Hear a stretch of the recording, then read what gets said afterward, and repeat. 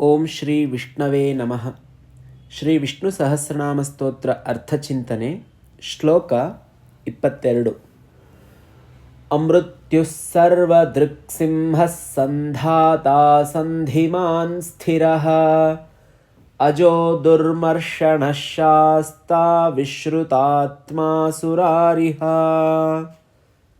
ಈ ಶ್ಲೋಕದಲ್ಲಿ ಬರುವಂತಹ ಮೊದಲನೆಯ ನಾಮ ಅಮೃತ್ಯುಃ.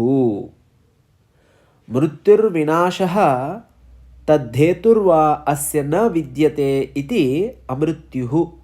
ಅರ್ಥಾತ್ ಯಾರಿಗೆ ಮೃತ್ಯು ಅನ್ನುವಂಥದ್ದಿಲ್ವೋ, ಮೃತ್ಯು ಅಂತಂದರೆ ವಿನಾಶ ಅಥವಾ ನಾಶಕ್ಕೆ ಕಾರಣವಾಗಿರುವಂಥದ್ದು, ಅದು ಯಾರಲ್ಲಿ ಇಲ್ವೋ ಅವರನ್ನು ಅಮೃತ್ಯು ಅಂತ ಹೇಳ್ತೀವಿ. ಸಾವಿಲ್ಲದವನು ಅಂತ ಅರ್ಥ. ಭಗವಂತ ಸಾವಿಲ್ಲದವನು, ಆದ್ದರಿಂದ ಅಮೃತ್ಯು. ಮುಂದಿನ ನಾಮ ಸರ್ವದೃಕ್. ದೃಕ್ ಅಂತಂದರೆ ನೋಡುವವನು ಅಂತ ಅರ್ಥ. ಭಗವಂತ ಎಲ್ಲವನ್ನ ಸಾಕ್ಷಿ ರೂಪದಿಂದ ನೋಡ್ತಾ ಇರ್ತಾನೆ. ನಾವು ಮನಸ್ಸಿನಲ್ಲಿ ಅಂದುಕೊಂಡಂತಹ ವಿಚಾರಗಳನ್ನು ಭಗವಂತ ಅರಿತಾನೆ. ನಾವು ಹೊರಗೆ ಮಾಡುವಂತಹ ಕ್ರಿಯೆಗಳನ್ನು ಭಗವಂತ ನೋಡ್ತಾನೆ. ನಮ್ಮ ಎಲ್ಲ ಕರ್ಮಗಳನ್ನು ಪರಮಾತ್ಮ ಅಬ್ಸರ್ವ್ ಮಾಡ್ತಾ ಇರ್ತಾನೆ. ಹಾಗಾಗಿ ಆ ಭಗವಂತನನ್ನು ಸರ್ವದೃಕ್ ಅಂತ ಹೇಳ್ತೀವಿ. ಸಂಸ್ಕೃತದಲ್ಲಿ ಒಂದು ಶ್ಲೋಕ ಇದೆ. ಆದಿತ್ಯ ಚಂದ್ರಾವನಲಾನಿಲೌ ಚ ದ್ಯೌರ್ಭೂಮಿರಾಪೋ ಹೃದಯಂ ಯಮಶ್ಚ ಅಹಶ್ಚ ರಾತ್ರಿಶ್ಚ ಉಭೇ ಚ ಸಂಧೇ ಧರ್ಮಶ್ಚ ಜಾನಾತಿ ನರಸ್ಯ ವೃತ್ತಂ. ಹಗಲು ಹೊತ್ತಿನಲ್ಲಿ ಮಾಡುವಂತಹ ಕರ್ಮಗಳನ್ನು ಸೂರ್ಯನ ರೂಪದಿಂದ, ರಾತ್ರಿ ಹೊತ್ತು ನಡೆಯುವಂತಹ ಕ್ರಿಯೆಗಳನ್ನು ಚಂದ್ರನ ರೂಪದಿಂದ, ಅಗ್ನಿಯ ರೂಪದಿಂದ, ವಾಯುವಿನ ರೂಪದಿಂದ, ನೀರಿನ ರೂಪದಿಂದ, ಅಷ್ಟೇ ಏಕೆ ನಮ್ಮ ಮನಸ್ಸಿನ ರೂಪದಿಂದಲೂ ಕೂಡ ಭಗವಂತ ನಮ್ಮ ಎಲ್ಲ ಕ್ರಿಯೆಗಳನ್ನು ನೋಡ್ತಾ ಇದ್ದಾನೆ. ಹಾಗಾಗಿ ಆ ಭಗವಂತನನ್ನು ಸರ್ವದೃಕ್ ಅಂತ ಹೇಳ್ತೀವಿ. ಪ್ರಾಣಿನಾಂ ಕೃತಾಕೃತಂ ಸರ್ವಂ ಪಶ್ಯತಿ ಸ್ವಾಭಾವಿಕೇನ ಬೋಧೇನ ಇತಿ ಸರ್ವದೃಕ್. ಮುಂದಿನ ನಾಮ ಸಿಂಹ. ಈ ಶಬ್ದದ ಮೂಲ ಧಾತು ಹಿಸಿ ಹಿಂಸಾಯಾಂ ಎನ್ನುವಂಥದ್ದು, ಅಂದರೆ ಹಿಂಸಿಸುವವನು ಅಂತರ್ಥ. ಭಗವಂತ ಸಿಂಹರೂಪದಿಂದ ಯಾರನ್ನ ಹಿಂಸಿಸ್ತಾ ಇದ್ದಾನೆ ಅಂತ ಹೇಳಿದ್ರೆ ದೈತ್ಯರನ್ನು. ಯಾರೆಲ್ಲ ಈ ಸಮಾಜ ಕಂಠಕರಾಗಿದ್ದಾರೋ ಅಂಥವರನ್ನು ಆ ಭಗವಂತ ಹಿಂಸಿಸ್ತಾನೆ. ಕಾಲಾವಕಾಶವನ್ನು ಕೊಡ್ತಾನೆ. ತಿದ್ದಿಕೊಳ್ಳದೇ ಇರುವಂತಹ ಸಂದರ್ಭದಲ್ಲಿ ಆ ಭಗವಂತ ಅವರನ್ನು ನಾಶಗೊಳಿಸ್ತಾನೆ. ಆದ್ದರಿಂದ ಹಿನಸ್ತಿ ಇತಿ ಸಿಂಹ. ಮುಂದಿನ ನಾಮ ಸಂಧಾತ. ಸಂಧಾತ ಅಂತಂದರೆ ಕೂಡಿಸುವವನು ಅಂತರ್ಥ. ಯಾವುದರ ಜೊತೆಗೆ ಕೂಡಿಸುವವನು ಅಂತ ಹೇಳಿದ್ರೆ ಜೀವಿಗಳು ಮಾಡಿದಂತಹ ಕರ್ಮ ಫಲಗಳಿಗೆ ಅವರನ್ನೇ ಸೇರಿಸುವವನು ಅಂತರ್ಥ. ನಾವು ಮಾಡಿದಂತಹ ಕರ್ಮಗಳನ್ನು ನಾವೇ ಅನುಭವಿಸಬೇಕು. ಅದಕ್ಕೆ ಸಂಸ್ಕೃತ ಸುಭಾಷಿತ ಒಂದು ಹೇಳುತ್ತೆ, ಯಥಾ ಧೇನು ಸಹಸ್ರೇಷು ವತ್ಸೋ ಗಚ್ಚತಿ ಮಾತರಂ ತಥಾ ಯಚ್ಚ ಕೃತಂ ಕರ್ಮ ಕರ್ತಾರಂ ಅನುಗಚ್ಚತಿ ಅಂತ.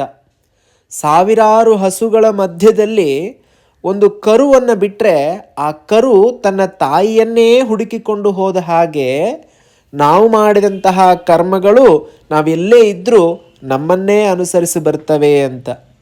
ಹೀಗೆ ನಮ್ಮನ್ನೇ ಬಂದು ಸೇರುವಂತೆ ಮಾಡುವವನು ಯಾರು ಅಂತ ಹೇಳಿದ್ರೆ ಆ ಭಗವಂತ. ಆದ್ದರಿಂದ ಅವನ ಹೆಸರು ಸಂಧಾತ. ಮುಂದಿನ ನಾಮ ಸಂಧಿಮಾನ್. ಆ ಪರಮೇಶ್ವರ ಏಕಂ ಸತ್ ವಿಪ್ರಾಃ ಬಹುಧಾ ವದಂತಿ ಅಂತ ಋಗ್ವೇದದ ಮಾತು ಕೇಳಿದ್ದೀವಿ. ಇರುವವನು ಅವನೊಬ್ಬನೇ. ಹಾಗಾಗಿ ಜೀವರೂಪದಿಂದ ಅದನ್ನು ಅನುಭವಿಸುವವನು ಅವನೇ ಆಗಿದ್ದಾನೆ. ಆದ್ದರಿಂದ ಭಗವಂತನನ್ನು ಸಂಧಿಮಾನ್ ಅಂತ ಹೇಳ್ತೀವಿ. ಕರ್ಮಫಲೈಹಿ ಪುರುಷಾನ್ ಸಂಧಯತ್ತ ಇತಿ ಸಂಧಾತ ಅಂತ ಕರೆಸ್ಕೊಂಡ್ರೆ ಫಲಭೋಕ್ತಾ ಚ ಸ ಏವೇತಿ ಸಂಧಿಮಾನ್ ಅಂತ ಪರಮಾತ್ಮ ಹೇಳಿಸ್ಕೊಳ್ತಾನೆ. ಮುಂದಿನ ನಾಮ ಸ್ಥಿರ. ಸ್ಥಿರ ಅಂತಂದರೆ ಯಾವಾಗಲೂ ಒಂದೇ ರೂಪದಿಂದ ಇರುವವನು. ಸದಾ ಏಕರೂಪತ್ವಾತ್ ಸ್ಥಿರ ಅಂತ ಭಗವಂತ ಹೇಳಿಸ್ಕೊಳ್ತಾನೆ. ಕಾರಣ ಆ ಪರಮಾತ್ಮನಲ್ಲಿ ವ್ಯತ್ಯಾಸ ಅನ್ನುವಂಥದ್ದು ಆಗೋದಿಲ್ಲ. ಮುಂದಿನ ನಾಮವಾಗಿ ಅಜಹ. ಅಜಹ ಅಂತ ಹೇಳಿದ್ರೆ ಹುಟ್ಟಿಲ್ಲದವನು ಅಂತ ಅರ್ಥ. ಹಲವಾರು ಬಾರಿ ಇದೇ ಅರ್ಥವನ್ನು ಕೊಡುವಂತಹ ನಾಮಗಳು ಬರ್ತಾ ಇರುತ್ತೆ. ಹಾಗಾಗಿ ಇದಕ್ಕೆ ಇನ್ನೂ ಒಂದು ಅರ್ಥವನ್ನು ನಾವು ತಿಳ್ಕೊಳ್ಬಹುದು. ಅಜತಿ ಗಚ್ಚತಿ ಕ್ಷಿಪತಿ ಇತಿವ ಅಜಹ ಅಂತ.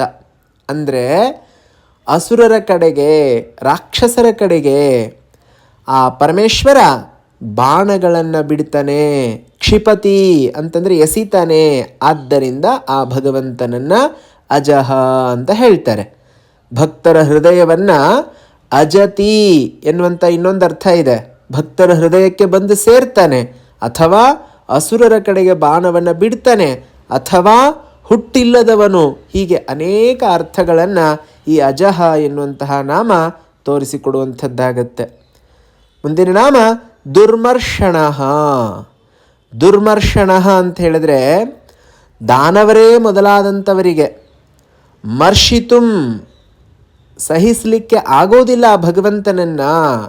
ಕೆಲವರಿಗೆ ಘಂಟೆ ಶಬ್ದವನ್ನು ಕೇಳಿದ್ರೆ ಆಗೋದಿಲ್ಲ, ಶಂಖಧ್ವನಿಯನ್ನು ಕೇಳಿದ್ರೆ ಆಗೋದಿಲ್ಲ, ಭಜನೆಯನ್ನು ಕೇಳಿದ್ರೆ ಆಗೋದಿಲ್ಲ, ದೇವರ ನಾಮಸ್ಮರಣೆಯನ್ನು ಕೇಳಿದ್ರೆ ಆಗೋದಿಲ್ಲ, ಅವರು ಕಿವಿಗಳಿಗೆ ಅದು ಹಿಡಿಸೋದಿಲ್ಲ.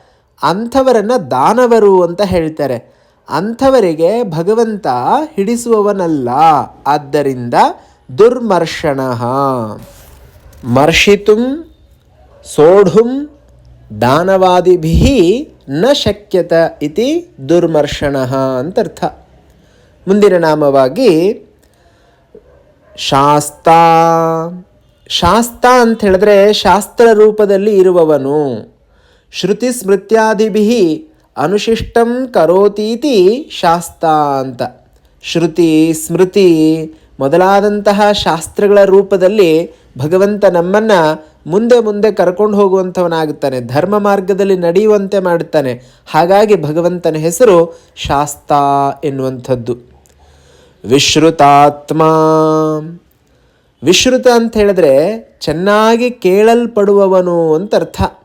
ಆ ಭಗವಂತ ವಿಶೇಷೇಣ ಶ್ರುತೋ ಏನ ಸತ್ಯಜ್ಞಾನಾದಿಲಕ್ಷಣ ಆತ್ಮ ಅಥೋ ವಿಶ್ರುತಾತ್ಮ. ಸತ್ಯಜ್ಞಾನ ಸ್ವರೂಪನಾದಂಥ ಆ ಭಗವಂತನ ಬಗ್ಗೆ ಎಷ್ಟು ಕೇಳಿದ್ರೂ ಕಡಿಮೆನೆ.